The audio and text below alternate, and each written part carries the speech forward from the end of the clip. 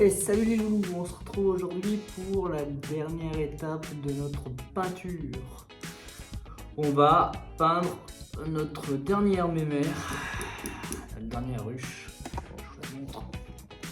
Je sais pas si ça va bien cadrer.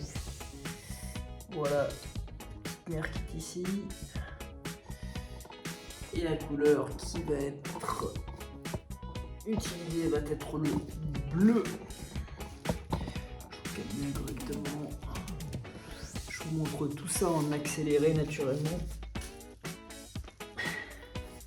Alors, j'ai des chaussons de la mort qui tue. Alors, je reprécise toujours. Vous pouvez voir. Donc bon, c'est la marque plus rapide, c'est pas d'importance, mais c'est une peinture spéciale pour ruche sèche en 1 heure. Ouais, c'est à peu près ça. Ouais. Dilution à l'eau 5 à 10% en première couche et couverture de 10 à 11,5 m² par kilo, soit 2 ruches d'Adam avec un pot et 2 couches. 2 couches pour les 2 ruches d'Adam. À base d'huile végétale sans solvant, c'est ça qu'il faut retenir. Je vous montre. Voilà, il y a 2 poignettes, c'est 400 grammes. Naturellement à tenir hors de portée des enfants.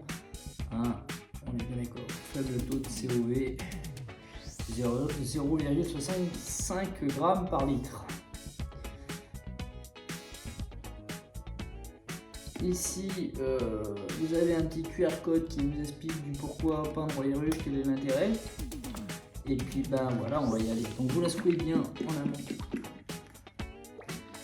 Et puis tout le reste, je vais vous le passer en comment ça s'appelle, je vais y arriver en accéléré, parce que sinon vous allez y dormir. Voilà, c'est la dernière qui nous manquait. On va la faire aujourd'hui parce que nous sommes le dimanche quelque chose comme le 23 mars. Ouais, ça doit être ça,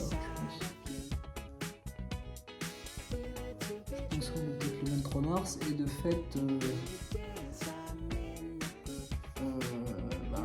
dans 13 jours les ruches arrivent, enfin les dessins arrivent. Et donc il va falloir passer à la 5e, quoi. C'est la dernière ruche qui nous manque. Donc pour le moment elle sert de calage pour les semis. Mais là tout de suite on va la passer en mode de boulot. Donc voilà, allez c'est parti, on se retrouve tout de suite. Allez, top départ. Donc naturellement on est sur la dernière ruche. Donc petit rappel, boîte de pain, il y a une ruche sur les 4 qui elle est la rouge, donc la première, et en bois de Polovnia. D'ailleurs je pense que les prochaines ça va se faire sur ça, c'est 1000 fois plus léger, c'est plus pratique à porter, voilà. Donc là on voit que la première couche sur une face est terminée. À noter que je ne peindrai pas les futures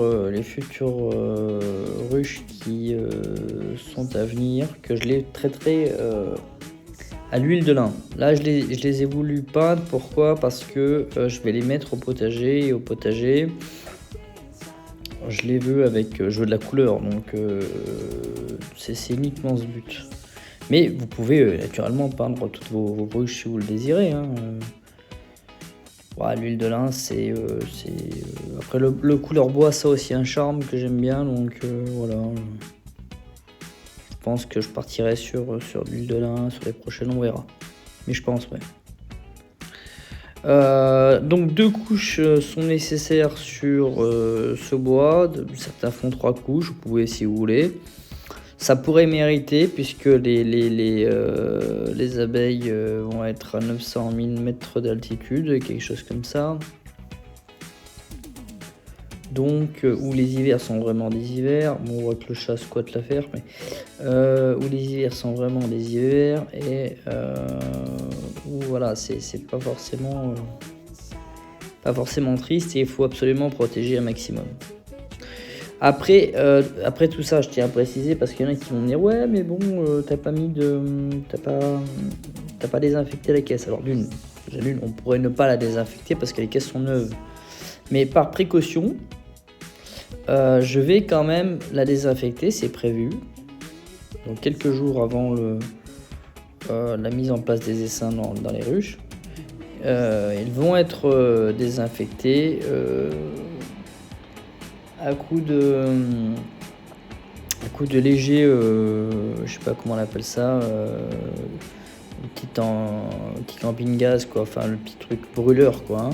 Petit brûleur léger à l'extérieur, naturellement, faites pas de ça dedans, hein. Évitez de foutre le feu à la maison, mais voilà, pour désinfecter tous les intérieurs. Autant de vos os que de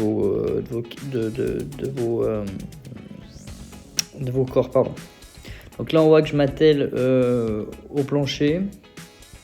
Donc sur le plancher, je vais même jusque dans des recoins assez intenses. Pourquoi ? Parce que c'est la partie qui est en contact avec l'humidité, qui va être en contact avec les palettes, donc avec l'humidité qui va stagner.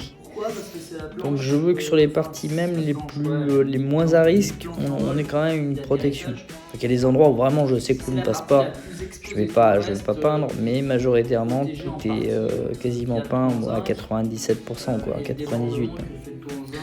Je fais 2 couches sur la globalité du plancher. Le seul endroit où je fais une 3e couche, c'est sur la planche de décollage, enfin la mini planche de décollage et d'envol et d'atterrissage, pardon. Parce que c'est la partie qui est la plus exposée à l'humidité puisqu'elle n'est pas recouverte par le débord du toit en zinc. Donc voilà, et puis bien les extrémités pour éviter naturellement que pénètre l'eau par capillarité et vienne à boire. Vous voyez, hein, je fais le dessous, il n'y a pas de souci, alors que le dessous va être protégé par la palette et tout, il y a moins d'humidité contact. Mais par ruissellement, je préfère amplement peindre même voilà, les rebords qui sont censés être en contact et qui voilà, on voit les parties des pieds et tout. Ça mange pas de pain, prendre 5 minutes de plus et le mettre un petit coup et au moins voilà, c'est sécure. D'autant que je tiens à rappeler que la partie grillagée sur l'hiver, donc sur les parties les plus craignos, elles vont être complétées de la trappe à comptage varrois, qui est une trappe non pas blanche habituelle comme vous voyez, mais une trappe en zinc, hein, métallique, dans laquelle je mettrai très certainement d'ailleurs un fond blanc pour pouvoir bien repérer le varrois, enfin le rouge du varrois quoi. Ça ressort bien. Parce qu'en plus de ça, elles vont être pour faire le comptage. Un peu rugueux, quoi. Je veux dire, c'est 200 mètres. Voilà, moi j'utilise un pinceau. Alors vous allez me dire pourquoi, mais un pinceau rond, parce qu'effectivement c'est parce qu'il est le plus adéquat pour prendre des grosses surfaces. Parce que j'ai testé le pinceau carré, large. Ça s'en fout partout, c'est une catastrophe, ça va pas. En plus de ça, le petit pot porte bien son nom, il est petit, donc vous rentrez pas le pinceau dedans, ou difficilement. Donc il faut en plus de ça avoir un petit récipient pour pouvoir mettre un peu de peinture, il faut le relaver derrière, enfin voilà. Et on n'arrive pas à faire de la précision, je fais beaucoup plus de précision. Alors là vous allez me dire ouais mais bon, c'est pas un peu à l'arrache sur les côtés de la grille, c'est pas grave sur les côtés de la grille. Parce que ça se voit pas, déjà d'une. Ça me pose pas de problème. L'extérieur doit être nickel par contre. Voilà, l'intérieur, je veux dire, de toute façon, elles vont propolisser. Donc, dans 1 an, 2 ans, on verra plus rien. Quoi. On verra même.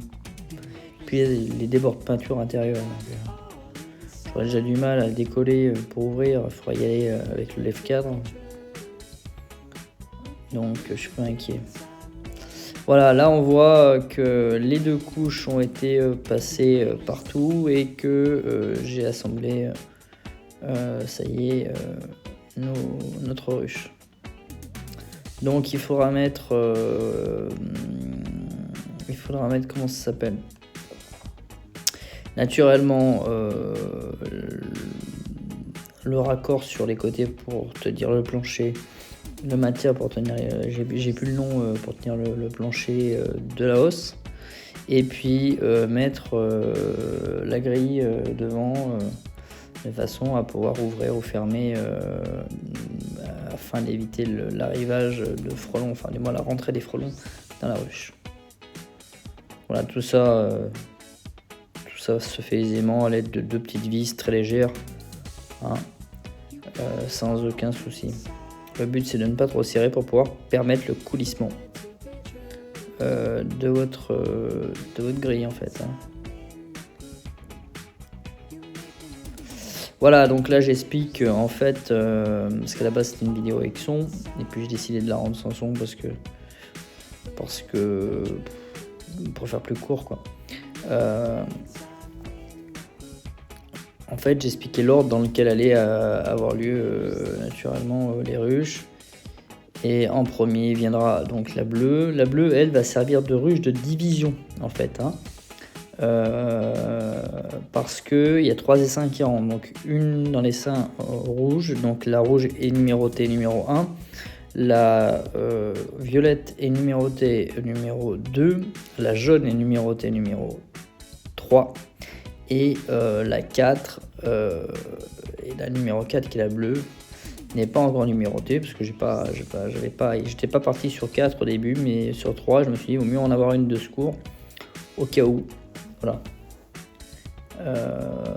Et même par la suite d'ailleurs je vous incite à acheter une ruchette ou faire une ruchette si vous voulez faire une ruchette, au cas où vous ayez besoin de faire un sauvetage chez les gens ou chez quelqu'un, ce qui vous permet d'acquérir un essaim gratuitement à la maison et de monter votre cheptel quoi.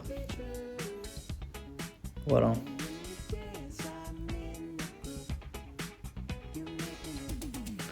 Voilà mes loulous, où est-ce qu'on en est? Temps de réalisation, je dirais laisser sécher, donc 2 bonnes heures, ouais. Parce qu'il y a 1 heure de séchage pour la première partie et une autre partie de séchage pour la deuxième couche quoi. Donc ouais, 2 bonnes heures quoi. Plus le temps de l'application de la peinture. Voilà. Maintenant il n'y a plus qu'à J-12 à mettre les ruches au rucher, c'est-à-dire former le rucher du coup, et mettre au terrain ces 4 ruches quoi. Voilà, j'espère que la vidéo vous aura plu et je vous souhaite une belle journée. Allez, bye bye.